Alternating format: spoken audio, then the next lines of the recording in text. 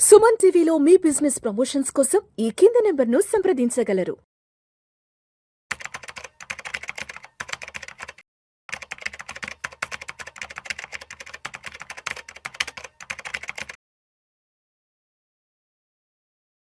నమస్తే, welcome to Vishnu talks. నేను విష్ణు. ప్రస్తుతంతో పాటు senior stock market analyst Ramachandramurthy గారు ఉన్నారు. సార్తో మాట్లాడదాం.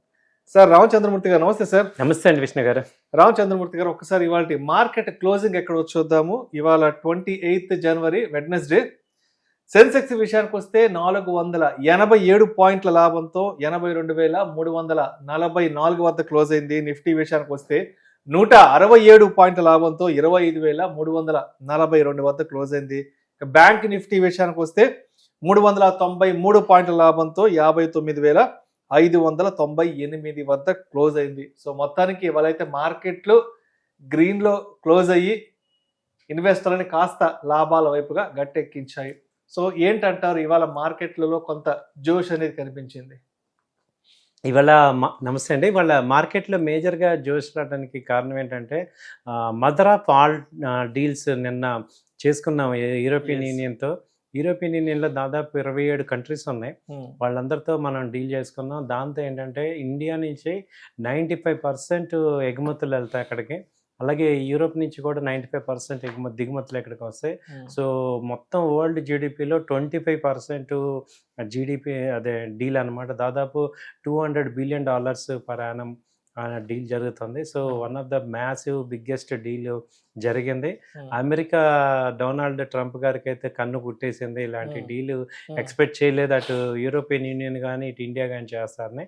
సో మార్కెట్లో ఇప్పుడైతే దాని యొక్క ఇంపాక్ట్ కనపడుతుంది. సో ఇప్పుడు ఆయన స్లోగన్ అమెరికా ఫస్ట్ అన్నప్పుడు మిగతా వాళ్ళందరూ వీఆర్ ఫస్ట్ అని ఒక రిమైనింగ్ కంట్రీస్తో టైఅప్ అవటం స్టార్ట్ చేశారు ఈయన. సో దాంతో మన ఇండియా స్ట్రాటజిక్గా మూవ్ అవ్వటం వల్ల అన్ని కంట్రీస్తో కూడా మనకి ట్రేడ్ అగ్రిమెంట్స్ జరిగినాయి. మొన్న బ్రిటన్తో ఫ్రీ ట్రేడ్ జరిగింది, అలాగే యూఏఈతో జరిగింది. సో వీళ్ళందరితో మనకి ఇప్పుడు యూరోపియన్ యూనియన్ బిగ్గెస్ట్ ఎకానమీ కాబట్టి మనకి ఒక మంచి డీల్ జరగడం అనేది జరిగింది. అలాగే బడ్జెట్ ర్యాలీ కూడా రేపు 1వ తారీఖు ఆదివారం బడ్జెట్ ఉంది కాబట్టి సో ఇప్పుడు బడ్జెట్ ర్యాలీ కూడా స్టార్ట్ అయింది. తర్వాత కొత్త ఎక్స్పైరీ వచ్చింది, నిన్న ఎక్స్పైరీ అయిపోయింది. ఇవాళ ఫిబ్రవరి ఎక్స్పైరీ స్టార్ట్ అయింది కాబట్టి వాటి యొక్క ఫీచర్స్ మూమెంట్ కూడా జనరల్గా పాజిటివ్గా ఉంటుంది. ఇవన్నీ కలిసి వచ్చాయి. సో మేజర్ సెక్టర్స్ చూస్తే, అలాగే మేజర్ స్టాక్స్ చూస్తే బీఈఎల్ 8% పెరిగింది, దాదాపు 9% బీఈఎల్. డిఫెన్స్ స్టాక్స్ అన్నీ బాగా పెరిగినాయి. అలాగే ఓఎన్జీసీ వచ్చి 8% పెరిగింది. అలాగే ఎటర్నల్ 5% పెరిగింది. తర్వాత హిండాల్కో వచ్చి 3%, బజాజ్ ఫైనాన్స్ వచ్చి 2% పెరిగింది. మనం అలాగే మొత్తం సెక్టర్స్ వైజ్గా చూస్తుంటే ఏ సెక్టర్స్ బాగా పెరుగుతుందని చూస్తే పిఎస్సి వచ్చి దాదాపు 4% పెరిగింది సార్. అలాగే సిపిఎస్సి వచ్చి 3%, ఎనర్జీ సెక్టర్ వచ్చి 3% పెరిగింది. అలాగే నిఫ్టీ 50 కంపెనీస్, ఇన్ఫ్రా వచ్చి 2%, ఫైనాన్స్ 2%, మిడ్ క్యాప్ చాలాసార్లు మిడ్ క్యాప్ లో ఉంది, ఇప్పుడు మిడ్ క్యాప్ వచ్చి 2% పెరిగింది. మెటల్స్ 2% పెరిగాయి. సో ఇవాళ అన్ని కంపెనీస్ కూడా మంచి జోష్లో వచ్చాయండి. సో బాగా పెరిగినాయి. అయితే ఈ మధ్య కాలంలో ట్రంప్ అంటే ఆయన రకరకాలుగా పేటరేగిపోయారు.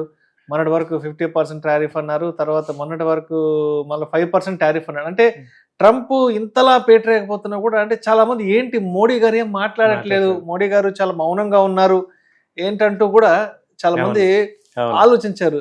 బట్ ఇవాళ యూరోపియన్ యూనియన్ తో డీల్ కీలక నిర్ణయం ఏదైతే ఉందో దాని తర్వాత అందరికీ అర్థమైంది. మొన్న ఆ మధ్య ట్రంప్ అంతలా పేలుతున్నా కూడా ఎస్ మోడీ గారు అంత మౌనంగా ఎందుకున్నారని చెప్పాలంటే ఎస్ ఇవాళ యూరోపియన్ యూనియన్ తో కుదుర్చుకున్న డీల్ తో చెప్పాలంటే ట్రంప్ కు ఒక రకంగా చెక్ పెట్టేశారు మోడీ గారు. చాలా స్వీట్ గా పెట్టారు సార్, చాలా స్వీట్ గా. ఆయన ఎక్స్పెక్ట్ చేసింది ఏంటంటే ఇండియా వైలెంట్ గా రియాక్షన్ అవుతుంది, మాటలతో పెట్టిపోతాం. సో మన విదేశాంగ విధానం కానీ దాదాపు మనం కూడా అనుకున్నాం 6 నెలల నుంచి అసలు ఏం మాట్లాడలేదు, అనుకున్నారు అన్ని ప్రపంచ దేశాలు అనుకున్నాయి ఏం మాట్లాడలేదు ఏంటి అని. బట్ అండర్ కరెంట్ గా వీళ్ళు చేసిన డీల్ ఏంటంటే ఈతో డీల్ కుదుర్చుకోవటం. అలాగే గ్రీన్లాండ్ వైపుకి ట్రంప్ వెళ్ళటం అనేది యూరోపియన్ యూనియన్ కి కడుపు మండిపోయింది. వాళ్ళకి ఆల్టర్నేట్ గా ఇండియాని బెస్ట్ గా తీసుకున్నారు. ఎందుకంటే వాళ్ళు చైనా నమ్మలేరు, రష్యా నమ్మలేరు. సో యుఎస్ తో కూడా నెగిటివ్ అయింది కాబట్టి ఇప్పుడు యూరోపియన్ యూనియన్ అంతా ఇండియా సైడ్ వచ్చింది. సో ఇండియా సైడ్ రావడంతో పాటు వాళ్ళ అన్న స్టేట్మెంట్ కూడా చాలా ఇంపార్టెంట్ స్టేట్మెంట్ ఏంటంటే if India gross world will grow. ఇది వాళ్ళు అందరూ కూడా ఎక్స్పెక్ట్ అనుకున్నారు. సో ఇండియా అనేది ఇప్పుడు 7.4% జీడిపితో గ్రో అవుతుంది. సో బడ్జెట్లో కూడా చాలా మంచి పాజిటివ్స్ వచ్చే ఛాన్సెస్ ఉన్నాయి. స్టాక్స్ అన్నీ కూడా బాగా పెరుగుతాయి. సో ట్రంప్ సైలెంట్ అవ్వాల్సిన టైం వచ్చింది.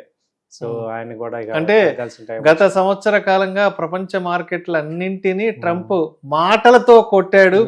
ఇవాళ మన దేశ ప్రధాని నరేంద్ర మోడీ గారు చేతలతో కొట్టాడు అని ట్రంప్ గారికి అందరికి అర్థమైంది.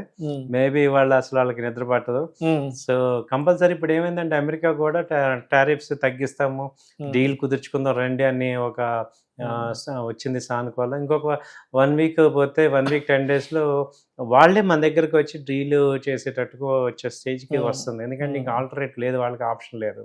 సో అందుకని ఏంటంటే ఇదొక అంటే ఇప్పటిదాకా దీని ఇంపాక్ట్ స్టాక్ మార్కెట్ మీద ఇప్పటిదాకా నెగిటివ్గా ఉన్న స్టాక్ మార్కెట్ ఇప్పుడు మంచి ర్యాలీ వచ్చే ఛాన్సెస్ ఉన్నాయి. కాబట్టి సో ఇన్వెస్టర్స్ అందరూ కూడా ఇది రైట్ టైం కింద చూసుకొని ఏదన్నా మంచి సెలెక్టివ్ స్టాక్స్ తీసుకోవటం వల్ల ఇక మంచి ప్రాఫిట్స్ వచ్చే ఛాన్సెస్ ఉంటాయి.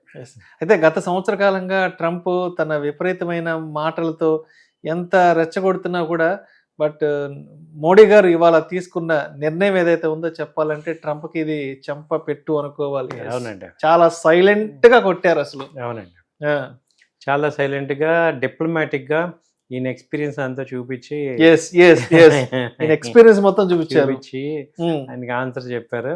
సో ఇలాంటి ఆన్సర్ ఓల్డ్ ఎవరు చెప్పలేదు. అంటే ట్రంప్ కి ఇప్పుడు అర్థమై ఉంటది మోడీ గారు అంటే మాటల మనిషి కాదు చేతల మనిషి అని ఈ రోజు అర్థమై ఉంటది. So it represents Indian prestige కూడా. సో ఇండియన్ ఫారెన్ పాలసీ కూడా అంత అంటే వాళ్ళు ఒక రకంగా భయపెట్టేసేసి లొంగ తీసుకుందాం అనే ఒక పాయింట్. ఎగ్జాక్ట్లీ ఆయన ఎన్నోసార్లు అన్నాడు, ఇప్పుడు టారిఫ్స్ పెంచాను, రష్యా ఆయిల్ కొనొద్దని చెప్పాము. సో మా దగ్గరకు వచ్చి రమ్మన్నా, మా కాళ్ళ దగ్గర అందరూ మా కాళ్ళు పట్టుకోవాలి, మా దగ్గరకు వచ్చేయాలి, రకరకాలుగా ఏదో అన్ని సామధాన వేద వాడారు కానీ ఏం వర్కౌట్ అవ్వదు అనేది అర్థమైంది. బట్ వాళ్ళ అలయన్స్ తో డీల్ చేయటం అనేది మామూలు విషయం కాదు. 20 years నుంచి యూరోపియన్ తో డీల్ చేద్దాం చూస్తుంటే అమెరికా వాళ్ళు ఆపారు. అలాంటిది వాళ్ళ యూఏ తో డీల్ అవటం అనేది it's very great thing, great achievement మనకి ఫారెన్ ఎక్స్టర్నల్ గా. సో మొత్తానికి ట్రంప్ కి వాళ్ళ అర్థమైంటది మోడీ గారి మార్క్ అడ్మినిస్ట్రేషన్ ఎలా ఉంటుందో. అవునండి. సో మొత్తానికి మోడీ గారు తీసుకున్నటువంటి కీలక నిర్ణయం ఈ యూకి సంబంధించిన డీల్ ఏదైతే ఉందో ఒకసారిగా అయితే వాళ్ళైతే మార్కెట్లను కొంత ర్యాలీ వైపు తీసుకురావడానికి కొంత అవకాశం కూడా కనిపించింది. అండ్ అదేవిధంగా బడ్జెట్ ర్యాలీ కూడా కొంత కనిపిస్తుంది అంటారు. అవునండి, డిఫెన్స్ సెక్టర్ బాగుంది, అలాగే రైల్వే సెక్టర్స్ స్టాక్స్ కూడా బాగా పెరుగుతున్నాయి. సో అవి బడ్జెట్ వరకు కూడా బాగా పెరిగి మంచి ఛాన్సెస్ వస్తున్నాయి అన్నమాట. సో చూసుకోవచ్చు. సో అయితే అంటే మార్కెట్స్ టెక్నికల్ గ్రాఫ్స్ పరంగా ఏం చెప్తున్నాయి అసలు? మార్కెట్స్ ఏంటంటే ఇప్పుడు 25,200 మేజర్ సపోర్ట్ తీసుకుంది మా నిఫ్టీ వచ్చి. సో ఇప్పుడు 25,700 25,800 వరకు వెళ్ళే ఛాన్సెస్ ఉన్నాయి. సో బ్యాంక్ నిఫ్టీ తీసుకుంటే ఇది ప్రజెంట్ 57,400 అలా ఉంది, సారీ 59,400 అలా ఉంది. సో ఇది 60,000 కూడా వచ్చే ఛాన్స్ ఉంది ఇమీడియట్గా. అలాగే సెన్సెక్స్ తీసుకున్న ఇది కూడా అంతే 2,000 పాయింట్స్ పెరిగే ఛాన్సెస్ ఉన్నాయి. సో ర్యాలీ అయితే కంటిన్యూ కనపడుతుంది. ఒక 10 days వరకు అయితే ర్యాలీ ఉంది. దాని తర్వాత ముందైతే ర్యాలీ అయితే ఉంది కాబట్టి ఇది పార్టిసిపేట్ చేసుకోవచ్చు. జనరల్గా ఏంటంటే మేము అబ్జర్వ్ చేసింది లాస్ట్ 6 months నుంచి కూడా ఎవ్రీ టైమ్ ఫస్ట్ 10 days మంచి ర్యాలీ వస్తుంది, తర్వాత ఏమో లాస్ట్ 10 days మార్కెట్స్ ఫాలో అవుతున్నాయి. లాస్ట్ 5-6 months నుంచి కూడా అలాగే ఉంది.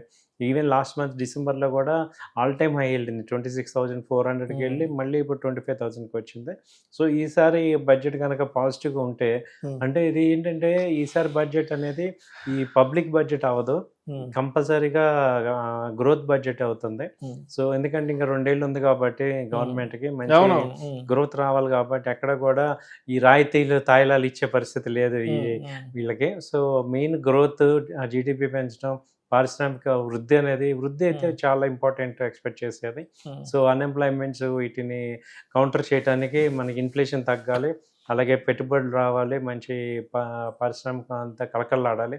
సో అలాంటి బడ్జెట్ ఎక్స్పెక్ట్ చేస్తున్నాం. సో అందరూ ఈసారి గ్రోత్ ఎక్స్పెక్ట్ చేస్తున్నారు కాబట్టి దానికి తగ్గట్టుగా వీళ్ళు ఇస్తారని ఎక్స్పెక్ట్ చేస్తున్నారు. రైట్. అయితే ఇప్పుడు అంటే ఇవాళ వెడ్నెస్డే EU డీల్తో మార్కెట్లోకి వచ్చిన జోష్ని దృష్టిలో ఉంచుకుని అండ్ రేపటి గురువారంకి ఇన్వెస్టర్స్ ట్రేడర్స్ అనే వాళ్ళు ఏ విధంగా సిద్ధంగా ఉండాలంటారు? ఇది ఫస్ట్ రేపు కొంచెం డౌన్ అయినా బై చేసుకోండి, బై అండ్ డిప్ లాగా చేసుకోండి. ఇప్పుడు 25,000 to 300 ఆ రేంజ్ వచ్చినప్పుడు మళ్ళీ బై చేయండి. ఫ్యూచర్ రేట్ చెప్తున్నాం, అదే అంటే డిప్, బై అండ్ డిప్లో రేపు పొద్దున ఏదైనా గ్యాప్ డౌన్ వచ్చినా కూడా అడ్వాంటేజ్ అది. సో ట్రెండ్ అయితే పాజిటివ్గానే ఉంటుంది. మెయిన్ సెక్టర్స్ చూసుకుంటే ఆటోమొబైల్ సెక్టర్స్ మంచి స్ట్రాంగ్ ఉంది, ఎందుకంటే టీవీఎస్ మోటార్ Q3 రిజల్ట్స్ బాగా ఇచ్చింది. అలాగే ఈ హీరో మోటార్ కూడా రిజల్ట్ బాగానే ఎక్స్పెక్ట్ చేస్తున్నాం, బాగుంది. అలాగే ఇప్పుడు నెక్స్ట్ చూసుకుంటే L&T రిజల్ట్ కూడా పాజిటివ్గానే రావచ్చు. అలాగే డిఫెన్స్ స్టాక్స్ అన్నీ కూడా బాగా పెరుగుతున్నాయి. హాల్ కానీ, తర్వాత ఈ డేటా ప్యాటర్న్ కానీ, మజ్డాక్ కానీ, తర్వాత ఈ BDL, కొచ్చిన్, ఇవన్నీ కూడా మంచి ర్యాలీ వస్తుంది డిఫెన్స్లో. అలాగే ఇప్పుడు రైల్వే స్టాక్స్ కూడా మంచి ఎక్స్పెక్ట్ చేసినాం. టిటాగర్ రైల్వే కానీ, RVNL కానీ, IRB ఇవన్నీ వస్తాయి. ఆ తర్వాత మేజర్గా ఫ్రంట్ లైన్ స్టాక్స్లో ఫార్మా స్టాక్స్, IT స్టాక్స్ కూడా పెరుగుతున్నాయి. సో వీటిని మనం చూసుకుంటే మేజర్గా మనం వీటిల్లో గ్రోత్ కనపడుతుంది అన్నమాట. Right sir. Thank you sir. Thank you so much. Thank you అండి.